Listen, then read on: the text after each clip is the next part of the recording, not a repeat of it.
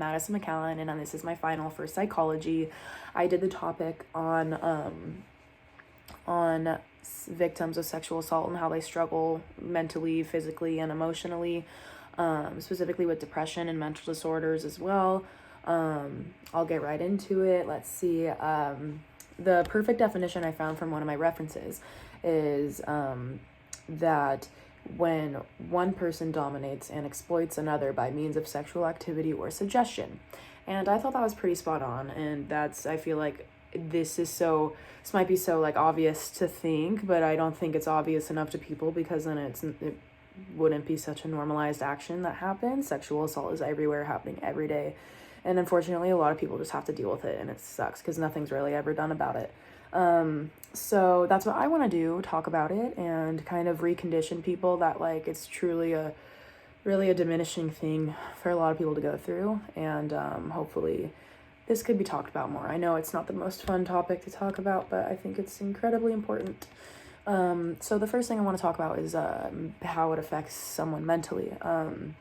Plethora of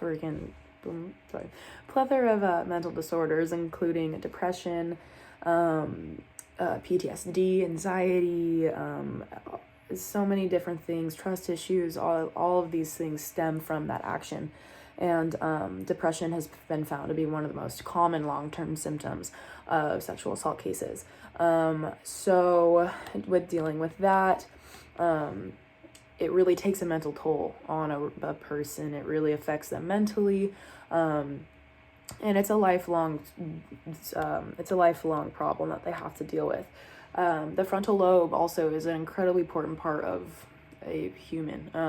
The frontal lobe is responsible for your higher self, your identity, who you are as a person, having goals in life, what you want as a person, your motivational achievements, all of that, like higher cognitive abilities. That's your frontal lobe, and that is incredibly important, and that doesn't stop developing until adulthood.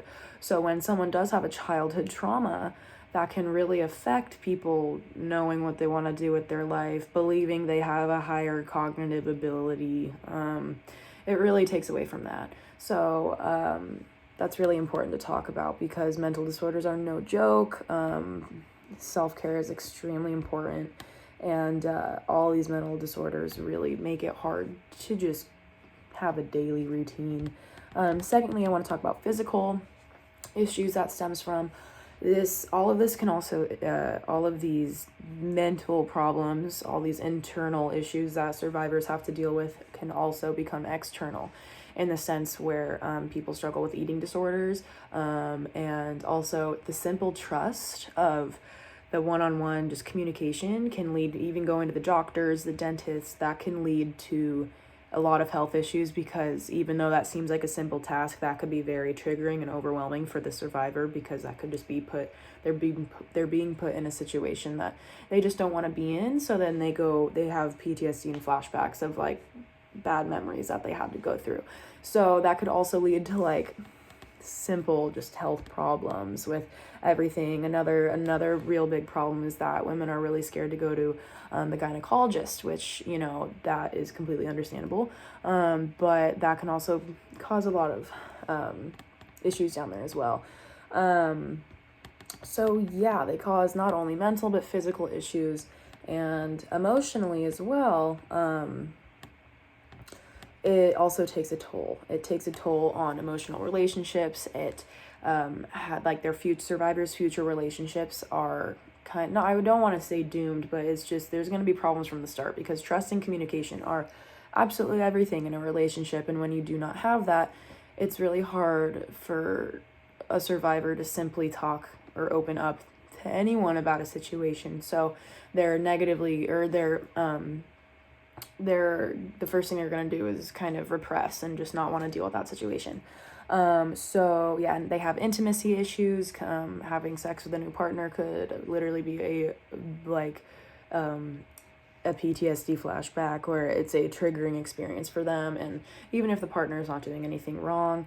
And another thing emotionally too is that since these victims are so used to abuse and being treated like dirt, they kind of get relationships like that because they're not really used to positive affirmation. So a lot of the time, survivors and victims will unfortunately lead to having abusive relationships, and that's just really sad too. So this whole thing lasts forever. So let's talk about coping methods. That could be a fun thing. At the end of the day, when I was researching everything, there is no one way to cope with this because every situation is different to every detail. In this situation, it's just really important to cope in the way that you need to. And one of my quotes that I found from one of my references, it says, therapists found it important to assess the client presenting the problems, the effects the abuse has on their current functioning, and how the client currently copes. And that's really important because you need to understand that you need to talk about it, because no matter how tough you are, you need to talk about something, especially a situation like this. And also you need to understand how it's truly impacting your life. A lot of people don't realize how it's really altering their life because they're just so hidden from that fact. So, doing that, self-defense programs are really fun. And also always being prepared with medicine too. That could just give you the few extra seconds to maybe get away and save your life.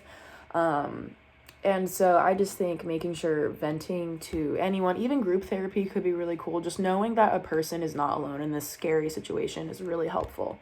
So yes, that is concluding my final, and this action can really devastate someone's life and cause problems eternally, and there's truly no way to really overcome this. There's just ways to cope with it and just trying your hardest. So I really believe it should be talked about more and needs to be normalized again, that that's not okay. So thank you for your time.